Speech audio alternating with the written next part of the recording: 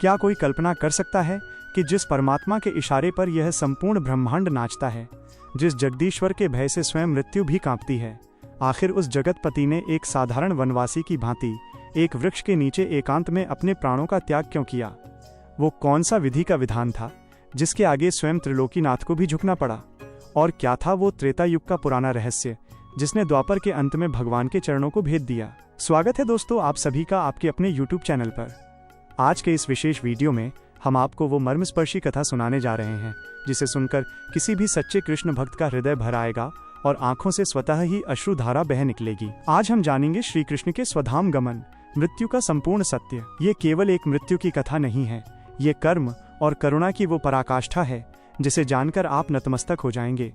तो चलिए द्वापर युग की उस अंतिम संध्या में चलते हैं। लेकिन इससे पहले वीडियो को लाइक करें, चैनल को सब्सक्राइब करें और कमेंट में जरूर लिखें राधे राधे। अपने ही कुल का संहार अपनी आंखों से देखने के पश्चात और अपने अग्रज बलराम जी के शेषनाग रूप में पाताल गमन के बाद त्रिभुवनपति श्री कृष्ण अब नितांत एकाकी थे। ये एकाकीपन उनकी विवशता नहीं अपितु उनकी स्वेच्छा थी। उन्होंने अपने मानवीय अवतार के समस्त दायित्व पूर्ण कर लिए थे। पृथ्वी का भार उतर चुका था। अब समय था उस अंतिम लीला का जिसके लिए वे प्रतीक्षा कर रहे थे। अश्वत्थ वृक्ष की छाया और एकांत भगवान श्री कृष्ण उस रक्त रंजित भूमि से दूर घने वन की ओर चल पड़े। वो वन जरा नामक बहेलिये के क्षेत्र में आता था। चलते चलते वे एक पवित्र और विशाल अश्वत्थ पीपल के वृक्ष के समीप पहुंचे। पीपल का वृक्ष स्वयं भगवान का ही स्वरूप माना जाता है। अश्वत्थः सर्व वृक्षाणाम। उस वृक्ष की सघन छाया ने अपने स्वामी का स्वागत किया। वहां की वायु मंद और सुगंधित थी, मानो प्रकृति अपने रचयिता को अंतिम विदाई देने से पूर्व उनकी सेवा कर रही हो। योग मुद्रा और आसन श्री कृष्ण ने भूमि पर उस वृक्ष के नीचे आसन ग्रहण किया। ये कोई साधारण शयन नहीं था। शास्त्रों में इसे योग मुद्रा या समाधि की अवस्था कहा गया है। वे पृथ्वी पर लेटे, परंतु उनकी चेतना ब्रह्मांड के कण-कण में व्याप्त थी। उन्होंने अपने शरीर को शिथिल छोड़ दिया, ठीक वैसे ही जैसे एक अभिनेता नाटक समाप्त होने के बाद अपनी वेशभूषा उतारकर विश्राम करता है। भगवान ने अपना बायां चरण पैर अपने दाहिने जांघ के ऊपर रखा हुआ था। ये एक विशिष्ट योगिक मुद्रा थी। चरण कमल की अलौकिक कांति। उनके लेटने की इस मुद्रा में उनके बाएं पैर का तलवा पगतली स्पष्ट रूप से दिखाई दे रहा था। भगवान के चरण कमल स्वभाव से ही अरुणाभ लाल रंग के और कोमल थे।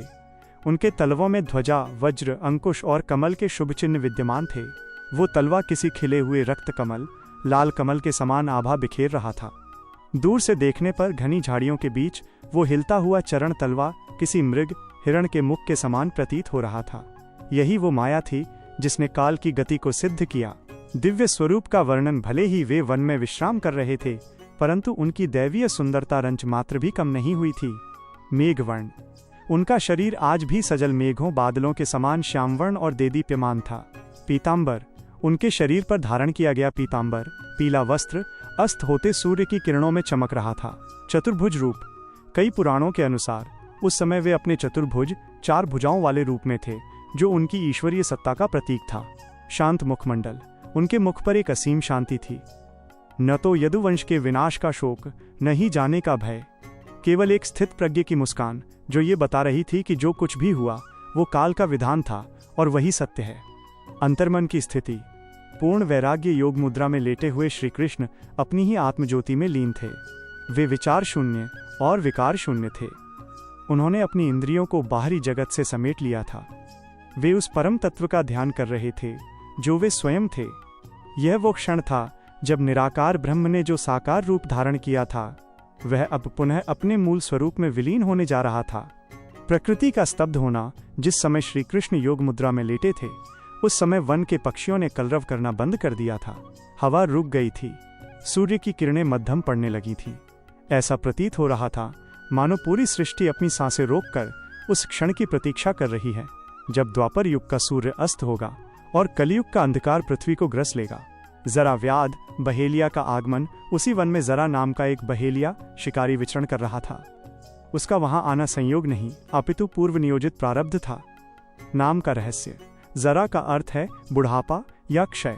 सांकेतिक रूप से मृत्यु का कारण जरा ही बना। पूर्व जन्म का संबंध। ये जरा बहेलिया पूर्व जन्म में वानर राज बाली था जिसे त्रेता युग में श्री राम श्री कृष्ण के पूर्व अवतार ने छिपकर मारा था। उस कर्म का ऋण चुकाने के लिए ही वो इस जन्म में जरा बनकर आया था। शिकार की तृष्णा, वो शिकार की खोज में भटक रहा था। उसे अपने परिवार के पोषण के लिए मांस की आवश्यकता थी। उसकी दृष्टि तीक्ष्ण थी, किंतु उस दिन उसकी बुद्धि पर माया का पर्दा पड़ा हुआ था। लक्ष्य संधान। झाड़ियों के बीच से उसे कुछ लाल रंग की वस्तु हिलती हुई दिखाई दी। उसे लगा कि वहां कोई मृग, हिरण बैठा है। श्री कृष्ण का वो चमकता हुआ लाल तलवा उसे हिरण का मुख प्रतीत हुआ। नियति का क्षण जरा बहेलिये ने सत्य को परखने का प्रयास नहीं किया। उसने दूर से ही केवल उस लाल आभा को लक्ष्य मानकर अपना धनुष उठाया। उसने वो अभिशप्त बाण निकाला जिसकी नोक पर मूसल का वो बचा हुआ लोहे का टुकड़ा लगा था। उसने प्रत्यंचा चढ़ाई और पूर्ण बल के साथ, बिना ये जाने कि उसका लक्ष्य कौन है, बाण छोड़ दिया। वो बाण सनसनाता हुआ हवा को चीरकर सीधा उस रक्त कमल समान कोमल चरण की ओर बढ़ा। दिशाएं स्तब्ध रह गईं। वायु ने भी मानो अपनी गति रोक ली, क्योंकि वो जानती थी कि ये बाण इतिहास बदलने जा रहा है। कोमल चरण और वज्र का आघात, वो बाण विद्युत की गति से अपने लक्ष्य पर जा लगा। जो चरण कमल लक्ष्मी जी की गोद में पलते थे, जो चरण इतने कोमल थे कि वृंदावन की घास भी उन्हें चुभती थी, आज उसी चरण तलवे को उस कठोर लोहे के बाण ने विदीर्ण भेद कर दिया। जैसे ही वो बाण भगवान के तलवे में लगा, तीनों लोकों में कंपन हो गया। ये केवल एक बाण का लगना नहीं था, ये द्वापर युग के अंत और कलियुग के आगमन की उद्घोषणा थी। उस मूसल के टुकड़े ने अपना कार्य पूर्ण किया और भगवान ने जो स्वेच्छा से वहां लेटे थे, इस आघात को मौन रहकर स्वीकार कर लिया, मानो वे कह रहे हों तथास्तु। विधि का विधान पूर्ण हुआ और सत्य का साक्षात्कार। बाण छोड़ने के उपरांत जरा बहेलिया हर्षित होकर अपने शिकार को ग्रहण करने के लिए दौड़ता हुआ उस स्थान की ओर बढ़ा। उसे आशा थी कि उसे एक विशाल मृग प्राप्त हुआ है, किंतु जैसे जैसे वो उस पवित्र पीपल वृक्ष के समीप पहुंचा, उसका हृदय किसी अज्ञात भय से कंपित होने लगा। वहां पहुंचकर उसने जो दृश्य देखा, उससे उसके पैरों के नीचे से धरती खिसक गई। हाय, वहां कोई वन पशु नहीं था।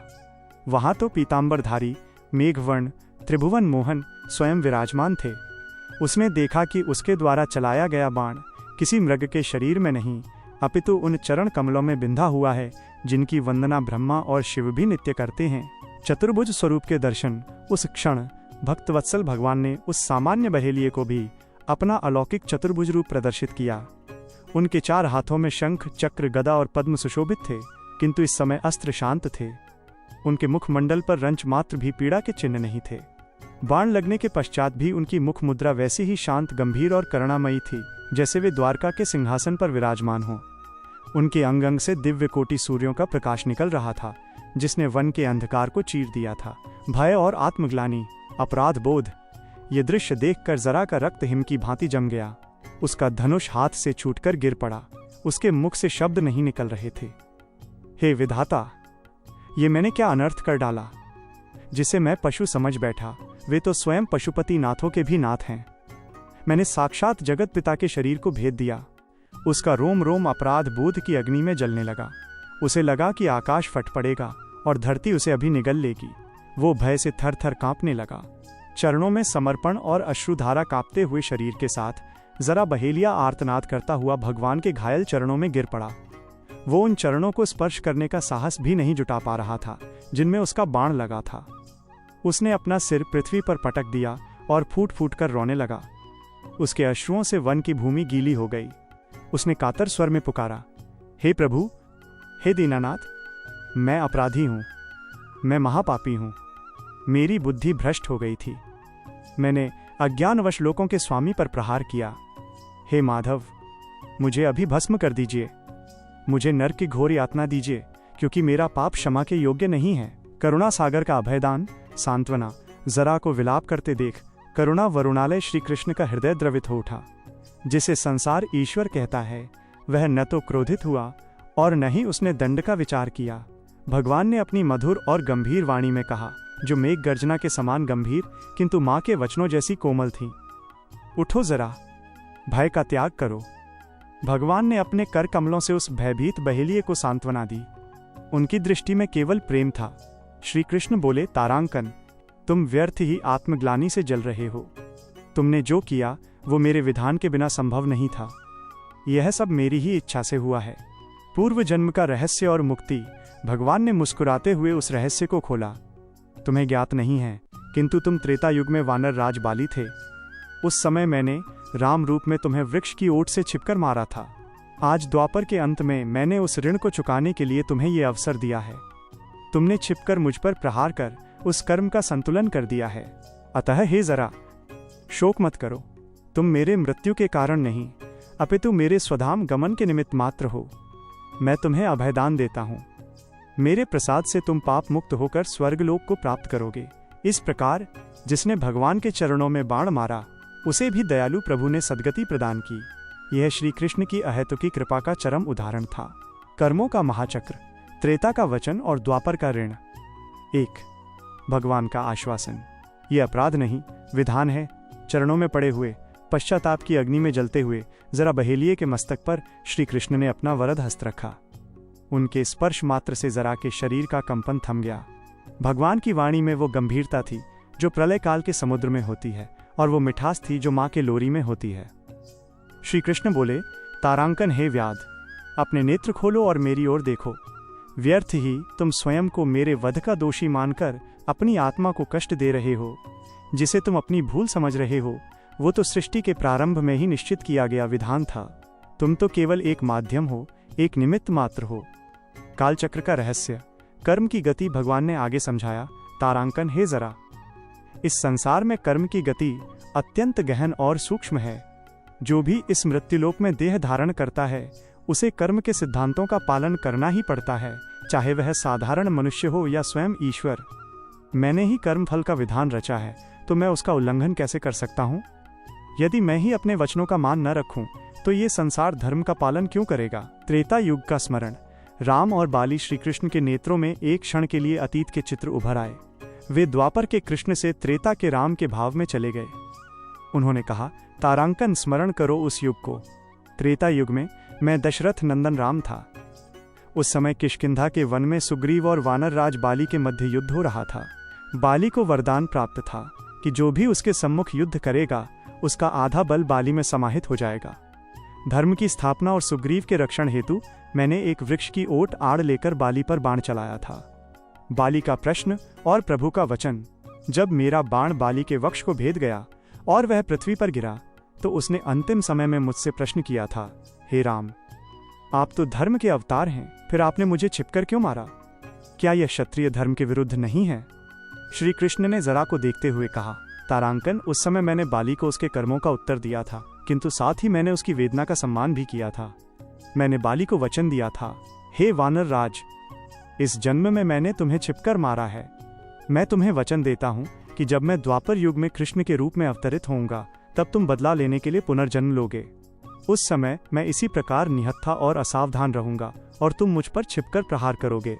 जरा का पूर्व जन्म और ऋण मुक्ति, ये सुनते ही जरा बहेलिया स्तब्ध रह गया। उसे अपने पूर्व जन्म की धुंधली स्मृतियां कचोटने लगीं। श्री कृष्ण ने पुष्टि की, तारांकन, हाँ जरा, तुम ही वो बाली हो। तुम्हारा ये बाण वही प्रहार है जो उधार रह गया था। आज तुमने मेरे पैर के तलवे को भेद कर उस प्राचीन ऋण को बराबर कर दिया है। आज मेरा और तुम्हारा हिसाब पूर्ण हुआ। मैंने तुम्हें मारने का अधिकार स्वयं तुम्हें सौंपा था। यदि तुम आज ये बाण न चलाते, तो मेरा वचन मिथ्या झूठा हो जाता, और राम का वचन कभी मिथ्या नहीं हो सकता। रघुकुल रीत सदा चली आई, प्राण जाए पर वचन न जाई। अतः तुमने बाण चलाकर मेरे सत्य की रक्षा की है। समता का सिद्धांत, ईश्वर का न्याय। भगवान ने जगत को शिक्षा देते हुए कहा, तारांकन, देखो जरा, मैं त्रिलोकीनाथ हूँ, काल मेरा ग्रास है, मृत्यु मेरा सेवक है। परंतु जब मैं नर लीला मनुष्य रूप करता हूँ, तो मैं ये सिद्ध करता हूँ कि कर्म का फल अमिट है। मैंने छिपकर मारा था, तो मुझे भी छिपकर मरना स्वीकार है। यही न्याय है। मोक्ष की प्राप्ति अंत में भगवान ने उस बहेलिये को परम शांति प्रदान की। हे जरा, अब तुम ग्लानि से मुक्त हो जाओ। तुमने अनजाने में ही सही मेरी सबसे बड़ी सेवा की है। तुम मेरे स्वधाम गमन का द्वार बने हो। मैं तुम्हें आशीर्वाद देता हूँ कि देह त्यागने के पश्चात तुम्हें स्वर्ग नहीं, अपितु मेरे परम धाम में स्थान प्राप्त होगा, जहाँ कर्म बंधन शेष नहीं रहता। व्याध की सद्गति, जरा का स्वर्गारोहण। भगवान श्री कृष्ण के मुख से अभयदान और वरदान पाकर जरा बहेलिये का कलुषित हृदय गंगाजल की भांति पवित्र हो गया। उसके नेत्रों से अविरल अश्रुधारा बह रही थी, जो पश्चाताप की नहीं अपितु कृतज्ञता की थी। दिव्य विमान का आगमन। उसी क्षण आकाश मार्ग से एक अलौकिक विमान उतरा, जो सूर्य की प्रभा के समान दैदीप्यमान था। विष्णु दूतों ने आदर पूर्वक जरा को उस विमान में बैठाया। भगवान का वचन, श्री कृष्ण ने कहा, तारांकन, हे पुण्यवान, तुम सशरीर मेरे धाम को जाओ। वहां न जरा बुढ़ापा है, न मृत्यु, न शोक। वह आनंद का लोक है। देखते ही देखते वह सामान्य वनवासी भगवान की कृपा से देवताओं के लिए भी दुर्लभ गति को प्राप्त कर गया।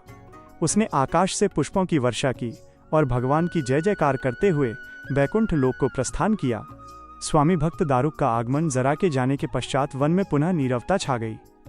उसी समय वन के दूसरे छोर से एक व्याकुल स्वर गूंजा, तारांकन, हे प्रभु, हे नाथ, आप कहाँ हैं?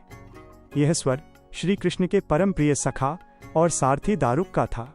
दारुक यदुवंशियों के संहार को देखकर विक्षिप्त हो चुके थे और पागलों की भांति अपने स्वामी को खोज रहे थे। तुलसी की गंध। दारुक ने हवा में तैरती हुई दिव्य तुलसी और अष्टगंध की सुगंध को पहचाना। वह सुगंध उन्हें उस पीपल वृक्ष के नीचे खींच लाई। हृदय विदारक दृश्य। जैसे ही दारुक वहां पहुंचे, उनकी दृष्टि उस हृदय विदारक दृश्य पर पड़ी। उन्होंने देखा कि त्रिलोकीनाथ भूमि पर लेटे हैं और उनके सुकुमार चरण कमल में एक लोहे का बाण बिंधा हुआ है। उनके आसपास रक्त की कुछ बूंदें लीला स्वरूप दिखाई दे रही थीं। दारुक का विलाप और मूर्छा, ये दृश्य देखते ही दारुक के प्राण कंठ में आ गए। वे दौड़कर भगवान के चरणों में गिर पड़े। हा नाथ, हा केशव, ये मैंने क्या देखा? जिन चरणों को लक्ष्मी जी अपने वक्ष स्थल पर धारण करती हैं, उन्हें आज इस क्रूर बाण ने कैसे भेद दिया? हे प्रभु, मेरे नेत्र फूट क्यों नहीं गए? मैं ये देखने के लिए जीवित क्यों रहा? दारुक का विलाप इतना करुण था कि पत्थर भी पिघल जाएं। वे भगवान के चरणों को अपने आंसुओं से धोने लगे। दुख के अतिरेक से वे मूर्छित होकर गिरने ही वाले थे कि भगवान ने उन्हें थाम लिया। अंतिम संदेश। अर्जुन का आह्वान। श्री कृष्ण ने अपने कोमल हाथों से दारुक के आंसू पोंछे और उन्हें धैर्य बंधाया। अब समय भावुक होने का नहीं, कर्तव्य का था। भगवान जानते थे कि उनके जाने के बाद द्वारका की रक्षा केवल एक ही व्यक्ति कर सकता है, गांडीवधारी अर्जुन। भगवान ने गंभीर स्वर में आज्ञा दी, दारुक, शोक का त्याग करो। यह विलाप का समय नहीं है। मेरी अंतिम आज्ञा सुनो। शीघ्रातिशीघ्र हस्तिनापुर जाओ। वहां मेरे प्रिय सखा अर्जुन को सूचित करो कि यदुवंश का सूर्य अस्त हो चुका है। मूसल के प्रभाव से वीरों का संहार हो गया है। बलराम जी शेषनाग रूप में सिधार चुके हैं और मैं भी अब अपने धाम जा रहा हूं। चेतावनी और कर्तव्य। अर्जुन से कहना कि वे तुरंत द्वारका आएं। मेरे माता पिता वसुदेव देवकी और रानियों की रक्षा का भार अब उन्हीं के कंधों पर है। उन्हें कहना कि मेरे जाते ही समुद्र द्वारका नगरी को डुबो देगा, अतः वे शेष बचे लोगों को लेकर इंद्रप्रस्थ चले जाएं। दारुक का हृदय अपने स्वामी को छोड़कर जाने के लिए तैयार नहीं था, किंतु आज्ञा प्रेम से बड़ी थी। उन्होंने भगवान की परिक्रमा की, उनके चरणों की धूलि को मस्तक पर लगाया और भारी मन से रथ लेकर हस्तिनापुर की ओर वायु वेग से प्रस्थान किया। नभमंडल में देव सम्मेलन, आकाश में देवताओं की उपस्थिति। दारुक के जाते ही पृथ्वी का वातावरण बदलने लगा। अब वो क्षण आ गया था जिसकी प्रतीक्षा ब्रह्मांड के कण-कण को थी। आकाश का दृश्य। अचानक उस घने वन के ऊपर का आकाश अनगिनत सूर्यों के तेज से जगमगा उठा। वो रात्रि दिन से भी अधिक प्रकाशमान हो गई। देवताओं का आगमन। ब्रह्मा जी अपने हंस विमान पर, महादेव शिव नंदी पर, देवराज इंद्र अपने ऐरावत पर और लोकपाल वरुण, कुबेर, यम अपने अपने वाहनों पर वहां आ पहुंचे। ऋषि और सिद्ध, सप्तऋषि, वशिष्ठ, अत्रि आदि सिद्धगण, चारण और विद्याधर आकाश में पंक्तिबद्ध होकर खड़े हो गए। वे सभी हाथ जोड़कर उस पीपल वृक्ष की ओर देख रहे थे। गंधर्व और अप्सराएं। गंधर्वों ने अपनी वीणाओं पर मधुर तान छेड़ी। अप्सराओं रंभा, उर्वशी, मेनका ने नृत्य आरंभ किया, जो शोक का नहीं अपितु पर ब्रह्म के अपने घर लौटने के उत्सव का प्रतीक था। पुष्प वृष्टि और दुंदुभी। आकाश से पारिजात और मंदार पुष्पों की वर्षा होने लगी। देवताओं की दुंदुभी, नगाड़े बजने लगी। पूरा ब्रह्मांड जय श्री कृष्ण, जय वासुदेव के उद्घोष से गूंज उठा। वे सभी अपने स्वामी को विदा लेने और अपने धाम वैकुंठ गोलोक में उनका स्वागत करने के लिए आतुर थे। भगवान श्री कृष्ण ने उन सभी की ओर देख अपनी पलकें मूंद लीं और अपनी चेतना को समेटना आरंभ किया। भगवान श्री कृष्ण का शरीर हम मनुष्यों की भांति पंच महाभूतों मिट्टी, जल, अग्नि, वायु, आकाश से निर्मित नहीं था। उनका विग्रह शरीर सच्चिदानंद, सत, चित और आनंद स्वरूप था। अतः उनकी मृत्यु या देह त्याग साधारण जीवों जैसा नहीं हो सकता था। अग्नि का प्रभावहीन होना। शास्त्रों का मत है कि अग्निदेव में इतना सामर्थ्य नहीं था कि वे उस शरीर को जला सकें जिसने स्वयं अग्नि को ताप प्रदान किया है। अतः योगीश्वरों की भांति उन्होंने अपने शरीर को योगाग्नि में भस्म नहीं किया, सशरीर गमन। कुछ पुराणों और आचार्यों के अनुसार भगवान ने अपने उसी सुंदर श्यामवर्णीय कोमल रूप के साथ स्वधाम गोलोक वैकुंठ प्रस्थान किया। उन्होंने अपने भौतिक दिखने वाले रूप को विलीन नहीं किया, अपितु उसे अदृश्य कर दिया। जैसे बिजली कौंधकर बादलों में छिप जाती है, वैसे ही वे इस जगत से ओझल हो गए। वे मृत नहीं हुए, वे अंतर्धान हो गए। श्रीमद् भागवत पुराण 11:31-6 में शुकदेव गोस्वामी जी ने राजा परीक्षित को इस दृश्य का अत्यंत अद्भुत वर्णन सुनाया है। सौदामनी बिजली का दृष्टांत। जैसे आकाश में चमकने वाली बिजली विद्युत अपनी ही प्रभा रोशनी में विलीन हो जाती है और कोई अवशेष नहीं छोड़ती, ठीक वैसे ही भगवान श्री कृष्ण अपनी आत्मज्योति में लीन हो गए। बिंब और प्रतिबिंब। जैसे दर्पण हटने पर प्रतिबिंब वापस बिंब मूल वस्तु में मिल जाता है, वैसे ही पृथ्वी पर दिखने वाला उनका रूप उनके मूल वैकुंठ रूप में समाहित हो गया। ब्रह्मा जी का मोह। उस समय वहां उपस्थित ब्रह्मा और शिव भी भगवान की इस गति को पूर्णतः नहीं समझ पाए। देवताओं ने केवल इतना देखा कि एक तेजपुंज पृथ्वी से उठा और ब्रह्मांड को भेदता हुआ परमधाम को चला गया। वहां न कोई शव था, न कोई अवशेष, केवल एक दिव्य सुगंध शेष रह गई थी। सूर्य के अस्त होते ही जैसे प्रकाश, उष्णता और किरणें अपने आप लुप्त हो जाती हैं, वैसे ही श्री कृष्ण के धराधाम छोड़ते ही पृथ्वी अनाथ और श्रीहीन हो गई। सत्य, वो सत्य जो युधिष्ठिर की वाणी में था, वो कृष्ण के साथ चला गया। अब संसार में असत्य का बोलबाला होने वाला था। धर्म, वो धर्म जो वृषभ बैल के रूप में 4 पैरों पर खड़ा था, अब अपने रक्षक को खोकर लड़खड़ाने लगा। धृति, पेशेंस, फोर्टिट्यूड, लोगों के हृदयों से धैर्य और संतोष चला गया। अब असंतोष और व्यग्रता का साम्राज्य आने वाला था। श्री लक्ष्मी ऐश्वर्य, साक्षात महालक्ष्मी रुक्मिणी और राधा स्वरूपा भी अपने स्वामी के बिना एक क्षण पृथ्वी पर नहीं रुक सकती थीं। सौंदर्य, कांति और मंगल भी उनके पीछे पीछे चले गए। पृथ्वी, जो कृष्ण के चरण पड़ने से सुहागिन सौभाग्यवती थी, अब विधवा की भांति निस्तेज कांतिहीन हो गई। नदियों का जल स्वादहीन हो गया और वृक्षों ने अपनी हरियाली खो दी। कलयुग की प्रतीक्षा, अधर्म का अवतार, कलयुग बहुत समय से द्वार पर खड़ा प्रतीक्षा कर रहा था। जब तक श्री कृष्ण के चरण कमल पृथ्वी पर थे, कलयुग में प्रवेश करने का साहस नहीं था। उनका सुदर्शन चक्र काल को रोके हुए था। अंतिम पलक झपकना। जैसे ही भगवान श्री कृष्ण ने उस पीपल के वृक्ष के नीचे अपने कमल नेत्र सदा के लिए मूंद लिए बंद किए, उसी क्षण, उसी पल, पलक झपकते ही द्वापर युग समाप्त हो गया। अंधकार का साम्राज्य। ब्रह्मांड में एक अशुभ सन्नाटा छा गया। दिशाएं धुंधली हो गईं। आकाश में बिना बादलों के ही उल्कापात होने लगे। गीदड़ और उल्लू अमंगलकारी रोदन करने लगे। मनुष्य की बुद्धि का हरण। कलयुग ने आते ही सबसे पहले मनुष्यों की बुद्धि पर प्रहार किया। भाई भाई में कलह, गुरु का अपमान, वेदों की निंदा और काम क्रोध की अधिकता, ये सब लक्षण उसी क्षण से प्रकट होने लगे। श्री कृष्ण का जाना केवल एक व्यक्ति का जाना नहीं था, वो साक्षात आनंद का चले जाना था। पृथ्वी अब केवल भोग भूमि रह गई, योग भूमि नहीं। परंतु जाते जाते भी कृपानिधान प्रभु ने मानवता के लिए एक दीपक छोड़ दिया। वो दीपक था श्रीमद् भागवत और उनका नाम हरे कृष्ण। उन्होंने कहा था, कलयुग में मैं अपने नाम के रूप में अवतरित रहूंगा। अतः आज कलयुग के अंधकार में केवल हरिनाम ही वह एकमात्र सहारा है जो हमें पुनः उन चरणों तक ले जा सकता है। साधारण मनुष्यों का शरीर 5 महाभूतों मिट्टी, जल, अग्नि, वायु, आकाश से बना होता है, जिसे अंततः नष्ट होना पड़ता है। किंतु भगवान श्री कृष्ण का शरीर हाड़ मांस का पुतला नहीं था। वो सच्चिदानंद विग्रह सत, चित और आनंद से बना था। कपूर न्याय। जैसे कर्पूर जलने पर कोई राख भस्म शेष नहीं छोड़ता, बल्कि पूरा का पूरा सुगंध बनकर वायु में विलीन हो जाता है, ठीक उसी प्रकार भगवान का शरीर पृथ्वी पर शव, लाश के रूप में शेष नहीं रहा। माया का आवरण। अज्ञानी लोगों को लगा कि कृष्ण चले गए, किंतु भक्तों के लिए ये केवल दृश्य परिवर्तन था। उन्होंने अपनी लीला शक्ति से अपने शरीर को अदृश्य कर दिया। श्रीमद् भागवत का प्रमाण। शास्त्र कहते हैं कि भगवान ने अपनी धारणा शक्ति से अपने शरीर को दग्ध, नष्ट नहीं किया, बल्कि वे उसी श्याम सुंदर रूप में पीतांबर धारण किए हुए अपने लोकों को चले गए। मृत्यु उनका स्पर्श भी नहीं कर सकी, क्योंकि मृत्यु तो स्वयं उनके भय से कंपित रहती है। अग्निदेव की विवशता। संसार में दाह संस्कार, अंतिम संस्कार उनका किया जाता है जिनके प्राण शरीर छोड़कर चले जाते हैं और जड़ शरीर पीछे रह जाता है। किंतु जहां देह और देही आत्मा में कोई भेद ही ना हो, वहां अग्नि क्या जलाएगी। अग्नि का धर्म है जलाना, किंतु अग्नि को दाहक शक्ति, जलाने की ताकत देने वाले स्वयं श्री कृष्ण हैं। भला एक दीपक सूर्य को कैसे जला सकता है? भला एक बूंद समुद्र को कैसे डुबो सकती है? तेज का संघर्ष। जब परम तेजपुंज श्री कृष्ण जाने को उद्यत हुए तो भौतिक अग्नि आग उनके निकट आने का साहस भी न कर सकी। अग्निदेव जानते थे कि यदि उन्होंने जगत पिता के अंगों को स्पर्श करने का दुस्साहस किया तो उनका अपना अस्तित्व ही मिट जाएगा। लौकिक लीला। यद्यपि महाभारत के कुछ पर्वों में अर्जुन द्वारा संस्कार का वर्णन आता है, किंतु वैष्णव आचार्यों और भागवत धर्म के अनुसार वो केवल लोक मर्यादा थी। वास्तव में भगवान का दिव्य शरीर अग्नि के अधीन नहीं हुआ। वो शरीर न तो जला, न गला और न ही विकृत हुआ। वो तो ज्योतिर्मय होकर अंतर्धान हो गया। स्वधाम गमन, राजा की वापसी, बिंदु 87, श्री कृष्ण का जाना मृत्यु नहीं अपितु महाप्रयाण था। ये एक राजा का अपनी राजधानी लौटने जैसा था।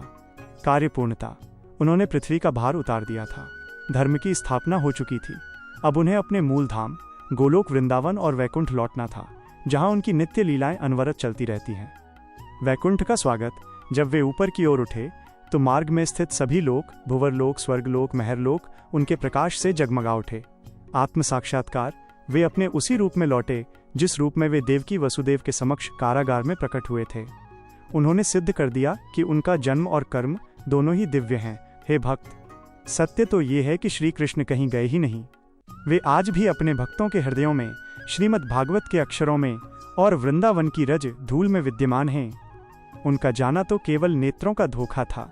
जो प्रेम से पुकारता है उसके लिए वे आज भी उतने ही प्रकट हैं जितने द्वापर युग में थे। यदि आपको ये दिव्य जानकारी कल्याणकारी लगी हो तो सनातन धर्म के गौरवशाली ज्ञान को जन जन तक पहुंचाने के लिए अपना गुप्त दान देकर हमें सहयोग करें। आपका एक छोटा सा अंश धर्म की रक्षा और प्रचार में बड़ी भूमिका निभा सकता है। धर्म की इस यात्रा में हमारे सहभागी बने। यदि आप इस ज्ञान को उपयोगी मानते हैं तो सनातन संस्कृति के प्रचार प्रसार हेतु अपनी स्वेच्छा से गुप्त दान करें और धर्म सेवा में अपना अमूल्य योगदान दें। सनातन सत्य का प्रसार ही सबसे बड़ी सेवा है। इस ज्ञान की ज्योति को और अधिक प्रज्वलित करने के लिए कृपया गुप्त दान के माध्यम से हमारा सहयोग करें। आइए मिलकर अपनी जड़ों को सींचें।